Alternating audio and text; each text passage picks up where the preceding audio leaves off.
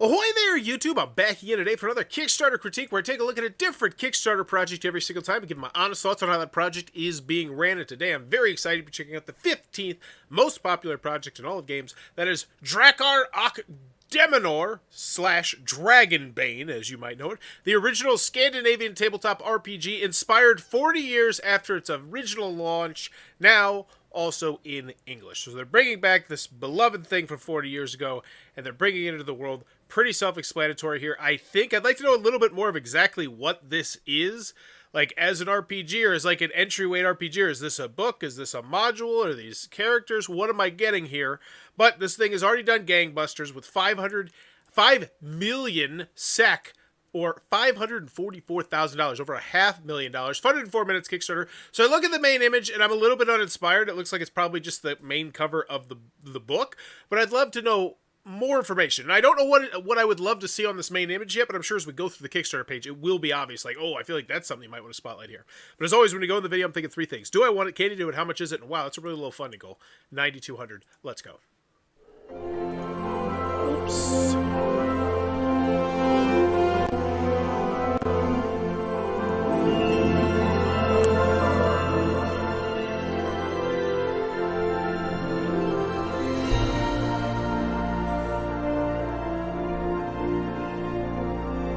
It's great artwork.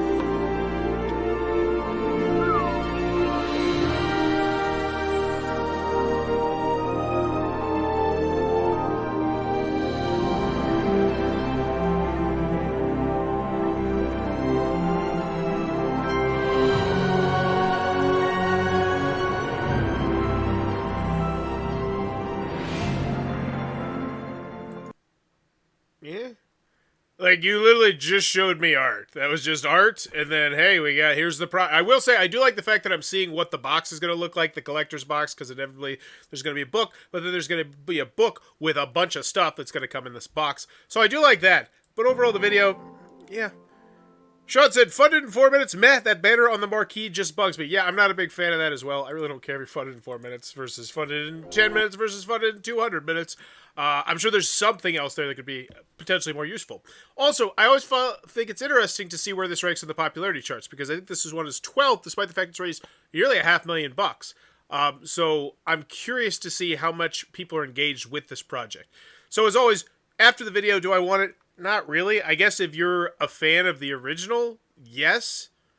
You kind of grandfathered in. You say, oh, I love the existing product, but now it has gorgeous artwork. Because I think the artwork was fantastic, though. I will say kudos on that. Free League Publishing is an award-winning game studio and publisher dedicated to speculative fiction based in Stockholm, Sweden. Founded in 2011, the studio has published a wide range of tabletop games and acclaimed art books set in strange and wondrous worlds. Free League was voted fan favorite publisher at the annual Annie Awards in both 2020 and 2021. This is a fantastic about the creator area, by the way. Our game portfolio includes the recently released new edition of The One Ring, which did huge numbers on Kickstarter. Tales from the Loop, the board game, Twilight 2000. I feel good. Can you do it? I feel good. Now, typically, I like to go through here. 30 created, 30 back. They just back one for every time they do one. So let's see. How many things do they still have currently in the pipelines? Well, with a big Kickstarter company like this, and I use the big word asterisk because, you know, you look at some other companies, they're obviously massively bigger. Because in the grand scale, tabletop role-playing games, compared to other forms of media like video games and television and stuff like that, is relatively small potatoes, even though it definitely seems like it's growing, especially with Stranger Things. This one raised 16 million. Did people get their stuff yet? I don't think so. More unboxing. We're more unboxing for you as we have now received samples. So they're getting the samples, cool, but they are communicating, which is what you want to see here. August, July. It looks like twice a month. Great communication. Another ship date. It's time for a new update on shipping. As often happens, our logistics hub ran into some last-minute issues that had to be sorted out before shipping could start. It took a bit longer than expected, and we apologize for this. However, we just got word that the last container will reach our U.S. warehouse tomorrow morning. That was in July. Okay. So that one not as often, so hopefully we hear something about that, but it looks like people are chill in the comments. There's only 1,600 of them. I've never received my books yet. Should I wait? Hi there, UK backer. Have there been issues with UK fulfillment? I'm usually not one to complain, but the shipping on this Kickstarter for Canada at least has been abysmal. First, there was a major problem with customs. So yeah, Free League, please consider changing your US delivery partner next time. This one really sucked. I haven't got any update about shipping, and I'm Canadian. So I have not received a tracking number. There are those who are still... Okay. So they did respond to that. And these were, wow, these were all... Okay, so these are all pretty recent. These are all in the last week or two. So it looks like they're doing the customer service. They're doing a good job here. Their international shipping, that's a rough one. It's always a rough one. Production update, August 3rd. I feel comfortable. On the Can You Do It, so they do have a number of projects that looks like still out, but it's different in my mind when it comes to tabletop role-playing game Kickstarters versus my world, which is board game Kickstarters. Because in a board game Kickstarter, if you have projects outstanding, that's like a lot of moving parts and a lot of moving pieces, whereas this is like, oh, it's some play mats, a book, a box, some dice, not to diminish that, but it means less to me, I think, when I see it in tabletop role-playing games versus board games if a company has 3 or 4 projects that they haven't delivered yet. But let me know what you think about that in the comments below. Do you just consider them even? Dragor Demonor is a Scandinavian's first and biggest tabletop role-playing game. Originally launched in 1982, now we celebrate its 40th anniversary with a brand new and reimagined edition with one foot firmly planted in the heritage of decades of Swedish gaming and the other in the modern and innovative game design for which Free League Publishing is known worldwide. So they're taking the original and they're doing some stuff with it as well. Cool. There's been talks about the Swedish wave in the RPG world in the last few years with award-winning titles like Tales from the Loop, Cyberburr, Forbidden Land, and Mork Borg. Dragor Dakibur is the game that started it all. The very first, and I apologize to someone out there just listened to that, it was just like, my ears are bleeding. The very first 1982 edition of the game was a translation of Magic World by Chaosium, but Drakar och Demonor soon took a life of its own, evolving through a dozen various editions in Sweden over the decades. Now, I would love if this was all a personal touch done in the video. This is why we had to bring this out. It's the 40th anniversary. It's inspired all these things. Like, just get somebody in front of the camera to talk about it. Maybe is the original designer still alive? I mean, maybe get them to talk a little bit or something like that. Because this is a lot of text to read, and it's fine. But it could be in the video, and I think it'd be better. Game designer by the award-winning team behind Mutant. Wow. And yeah, once again, so we are redoing game design by these fantastic people. That's great. Once again, I think that'd be something cool in the video, too. And that's something that new people and old people, I think would love to hear about it. Or new customers and people who have no idea about this. In the oldest times, that looks good. I'd love to zoom in on it. English and Swedish. The Kickstarter for both the English and Swedish editions of the game. The content of the 2 editions will be identical. Okay? Cool stuff, words, that looks great. I want to read it. Mirth and Mayhem Gaming. So this is a classic fantasy RPG full of magic, mystery, and adventure. This new edition is designed from the ground up to facilitate fast and furious play with very little prep time and adventures that are a breeze to run.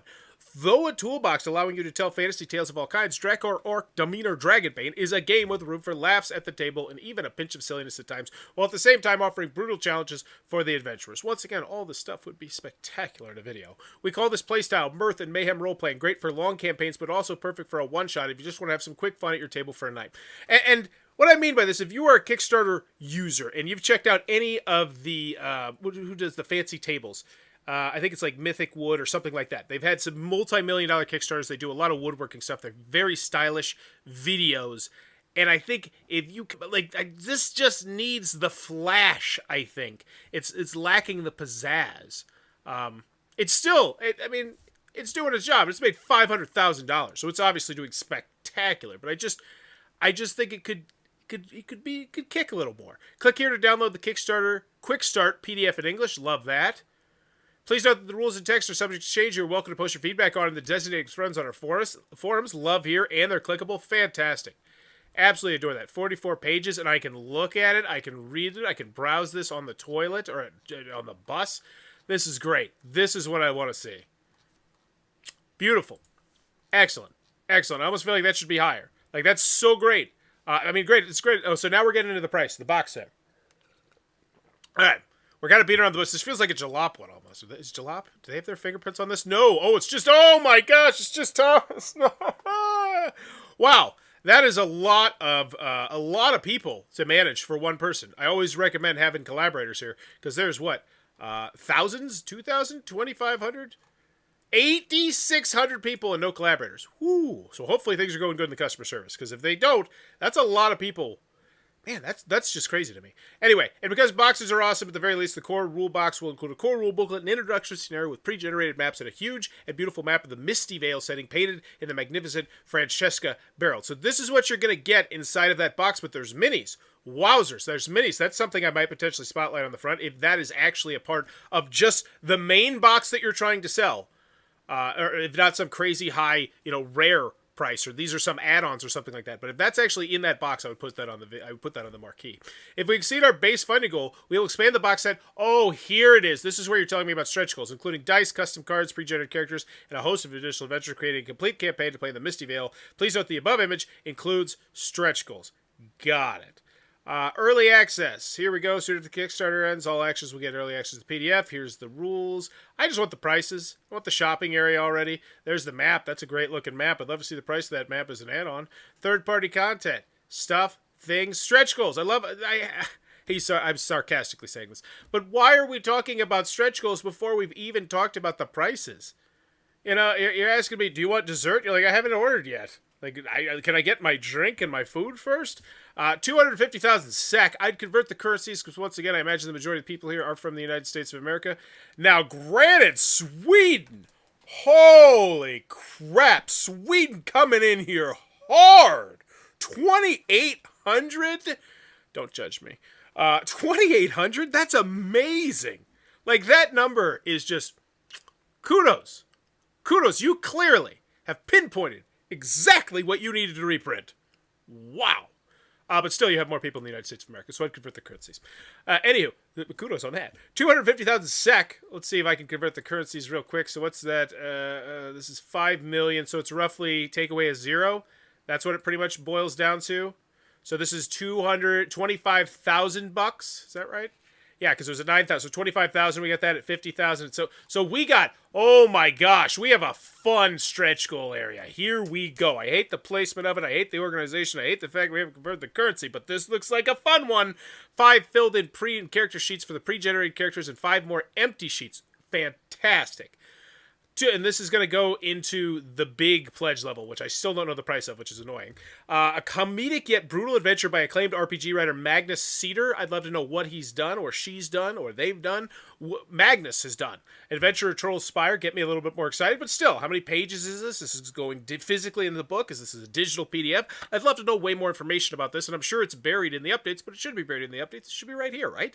High quality cards. Used to draw initiative in combat. Great, so now this is going to be added to the box, but you should spotlight that. This is only available for this pledge level and this pledge level, because obviously it's probably in the box. Same with the dice. A horrifying adventure by RPG writer and Gabriella de Boer. Cool. Another thing. Once again, I'd love to know what that thing is, how many pages that is, how many hours that is, what kind of adventure is this. A set of engaged, transparent, so there's very generic looking dice. Not knocking that. I'm just saying they don't look. They look like the kind of thing that if you were at a convention and they were like, $5, they had like a huge thing of dice. If you've been to conventions, you've probably seen this, just a huge things of dice where you can rummage through them and you can pick out dice. That looks like the kind of dice you'd see in there. So nothing to write home about, but still, dice included. Nice. Breathtaking adventure by Swedish. So once again, we're adding more stuff. This is great. We've hit tons of stretch goals. Cardboard standees, wow, which eventually are hopefully going to be translated into minis. So I am getting a little bit of that vibe where that $9,000 funding goal was complete bullcrap, and they just wanted to try and make the stretch goal such a fun ride that they were like, yeah, now you're going to pay us. But I don't know. It doesn't land as well with me. The stretch goal area just feels artificial. The village of Outskirts, serving as a hub of the player character's adventures, is based on, what is this? Another adventure. Okay, cool. A double-sided square grid map. Okay. Adventure. We've hit all these. Treasure cards. Oh, these are great. High quality cards used to randomly generate treasure in the game, but beware, deadly traps can be hidden within. Another adventure. A full conversion into the Foundry virtual tabletop. Cool. The stretch goal is digital only. Adventure, Bothlet's thing, a Roll20 module. These are great because these are fantastic for helping the long-term health of this game as well. Adventure Islands of Mist. So that's a solid stretch goal area. I just don't think it's as exciting as it could be. I don't think it brings enough beef. And once again, I just go back to it. I feel like this Kickstarter has everything it needs, but it's missing a little sizzle. little sizzle. I'd love some more images on this. Like, this pops so much more than this. This pops so much more than that. This pops. Like, every other one, they're like, all right, we're not going to add any sizzle here. And they could add sizzle easily, because each other one is an adventure. So what did Gunilla Johnson and Michael Peterson work on? Or what's their ideas? You know, something like that. Add-ons. So now we got the add-ons if you want the playmat. I'm assuming this... So the playmat is not in the box. Okay, and we're not going to tell you any of these prices. You can find out later. Annoying. That's a full point. Yeah, this whole shopping area for me is just a full half-point grade bump down. I'm 16 minutes into this campaign. I still don't know the price. I'm going to have to go over support, most likely, to get it, or it's completely buried at the bottom. And as I always mention, because it's been mentioned to me time and time again in the comment section, because I get lots of comments, which, by the way, love comments. They help tickle my YouTube algorithm. You do not see any of this information on iOS or mobile. Now, I know their Kickstarter has really stepped up their game. They hired somebody new, and they actually are starting to improve and add a lot of features. And I actually, I helped one on the Twitter. I made a thread about it, and he's like, "Oh, that's one of the ideas we don't have. We're going to add it." And I was like, "Wow, that's cool. They're going to try to at least." Shipping. So we're talking about shipping. We still don't know the price of anything. We'll be charged shipping after the Kickstarter concludes. So yeah, I guess I'm just going to look at it now. This is a digital edition, $23. We got 332 people. Cool. Core box set. This is the big... No, this is not the main box. Or is this the main box with all the stretch goals? $37, because that's a fantastic price. Wow! $37 for all that. Now, granted, I don't know how many pages the books are, which is kind of annoying. But still, so everything in the stretch goal, everything that I've seen here, all those stretch goals, $37, that seems like a very reasonable price. I think that's actually a great price. 74, deluxe bundle. What is this? A bundle including the Drakar och core box. Yeah, and this is why it's so annoying. Is there not a pledge? Is there not... Let's check out the shipping. US 12 to 16, ships from US. And once again, there's more than one pledge level here, so you should have more than one price on your shipping. Like, that just makes sense to me. Even though apparently... No, because even more people have taken this one. Wow.